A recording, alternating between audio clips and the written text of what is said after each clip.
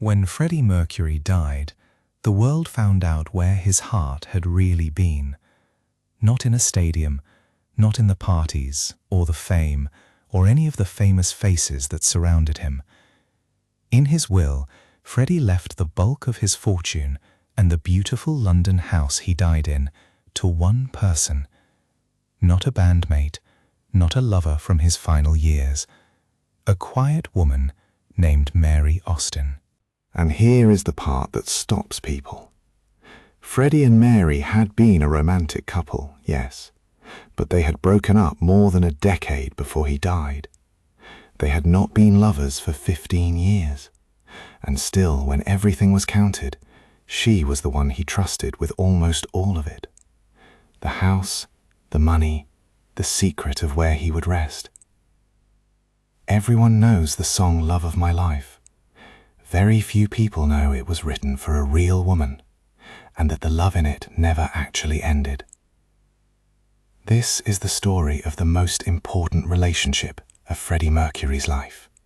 To understand it, you have to go back to the very start of the 1970s, before any of the fame existed. Freddie was not yet Freddie Mercury. He was a shy, slightly awkward young man with big dreams and crooked teeth he was self-conscious about, drifting around London, sure he was going to be a star, and not at all sure how. Mary Austin worked in a fashionable boutique in the city. She was calm, grounded, quietly beautiful, the steady opposite of the flamboyant performer he would one day become. They met through the music world they both circled, and something clicked. He was around 24, she was 19. For the first time, this restless, theatrical young man had someone completely solid beside him. There was nothing famous about them yet, no money, no crowds, and for the next several years, Mary would be the closest person in the world to him. In those early days, they were poor together, and that mattered more than it sounds. Before Queen broke through, Freddie was scraping by, selling clothes at a market stall, chasing a band that hadn't made it yet. Mary believed in him when there was almost no evidence to justify it. She saw the star inside the struggling young man, and she stayed. They moved in together. They built an ordinary, tender life in a small flat, the kind of life that has nothing to do with the legend Freddie would become. She was his anchor and his sounding board, the person he came home to. And at one point, deeply in love, Freddie gave her a ring. In his own way, he was engaged to Mary Austin. He wanted to marry her. For a while, this looked like a simple, ordinary love story heading somewhere obvious. It was about to become something far more complicated, and in the end, far deeper. Then the thing they had dreamed about actually happened. Queen exploded. Almost overnight, the shy young man from the market stall became one of the most electric performers on the planet. The crowds arrived, the money arrived, the whole roaring machine of fame arrived, and it did not slow down. And fame changes people, or at least it changes the space around them. Freddie was traveling constantly, surrounded by new people, pulled in 100 directions, living a life that got louder and wilder every year. Through all of it, Mary was still there, still the steady center. But underneath the success, something in Freddie was unresolved. Questions about who he really was, questions he had not fully answered even to himself, were growing harder to ignore. The louder his public life became, the more honest he would eventually have to be in his private one. And that honesty was going to cost this relationship, the one thing it could not keep. It was in the middle of all this that Freddie sat down and wrote her a song. Not a stadium anthem, not a showpiece. Something small and tender and almost unbearably sincere. Love of My Life appeared on the same celebrated album as Queen's biggest, wildest experiments, and it was the complete opposite of all of them. Just a gentle melody built around piano and harp, and a voice stripped of all its theatrics. It is, quite openly, a love letter, a plea not to be left, a wish not to have a heart broken. And it is widely understood to have been written with Mary in mind, at exactly the moment their romantic future was becoming uncertain. There is something almost painful about that. He was writing one of the most beautiful love songs of his career, about a relationship he already sensed he was about to change forever. The tenderness in that song was real. So was the goodbye hiding inside it. Because around this time, Freddie finally told Mary the truth. He sat her down and tried to explain what he had been struggling with, telling her he thought he was bisexual. And Mary, who knew him better than anyone alive, answered him with a gentle, devastating honesty of her own. She told him she thought he was gay. It was a quiet, enormous moment. The romantic relationship, the engagement, the future they had imagined together, all of it gently came apart in that conversation.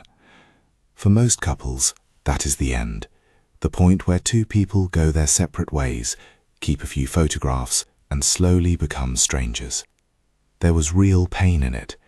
He was losing the life they had planned, and so was she. By every normal rule of how these stories go, this is where Mary Austin should have quietly disappeared from Freddie Mercury's life. Instead, something almost unheard of happened. They refused to let each other go. Not as a couple, as something harder to name and in some ways stronger. The romance ended, but the bond underneath it simply would not die. Freddie could not imagine his life without Mary in it, and he made sure she never had to leave it. He bought her a home of her own, close to his. He kept her at the very center of his world, involved in his life, his work, his decisions. He began, only half joking, to call her his common-law wife. To Freddie, in every way that actually counted, she was family. Lovers came and went over the years, some of them significant, all of them aware of the same strange truth. Nobody was ever going to replace Mary. There was no competing with her.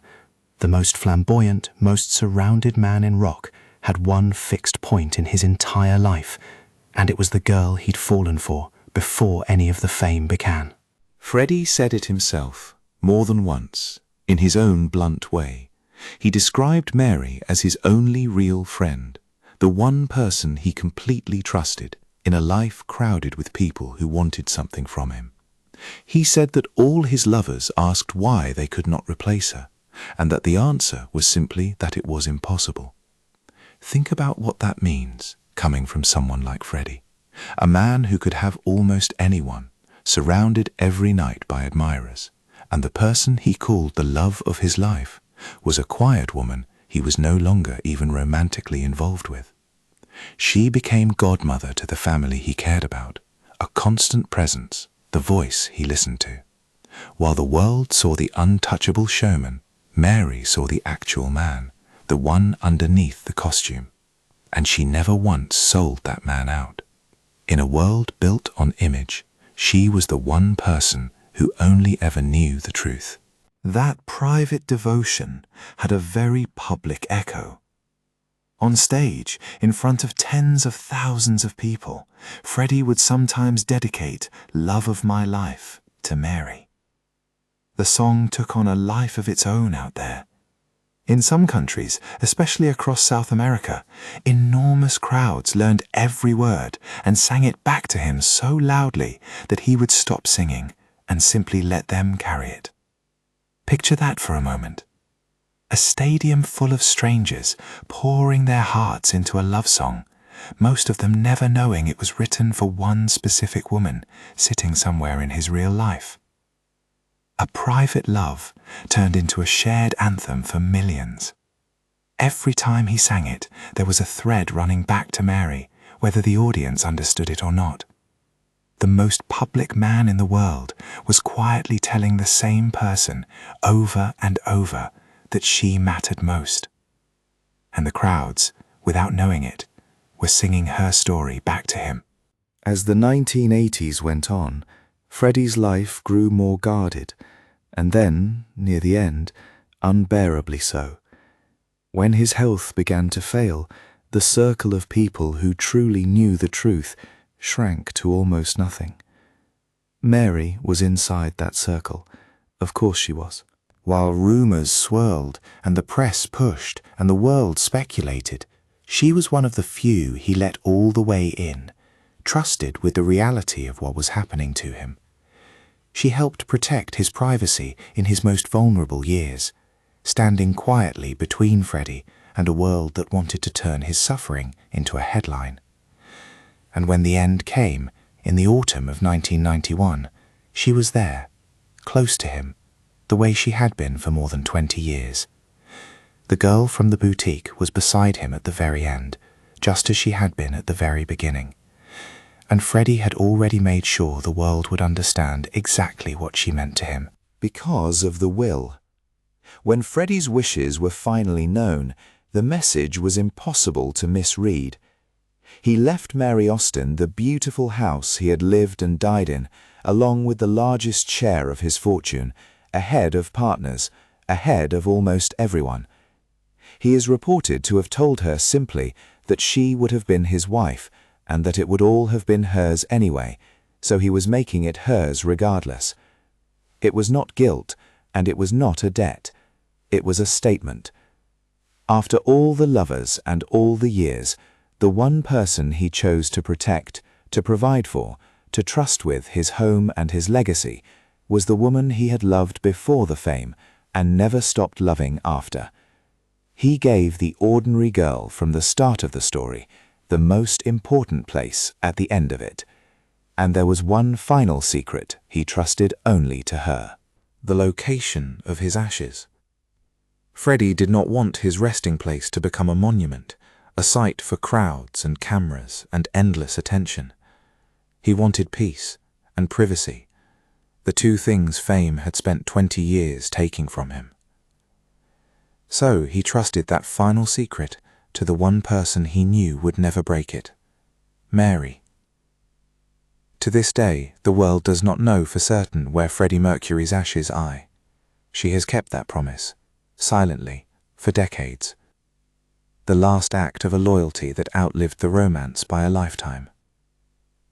And that, in the end, is the real meaning of that gentle little song. Love of My Life was never just a beautiful melody on a famous album. It was the truth about a man the whole world thought it knew. The love of Freddie Mercury's life was not a secret, and it was not a scandal. It was a quiet, faithful friendship that began before the fame and never let go. If you want to hear more of the real stories hiding behind the songs, stay with us. Every one of them holds more than you'd think.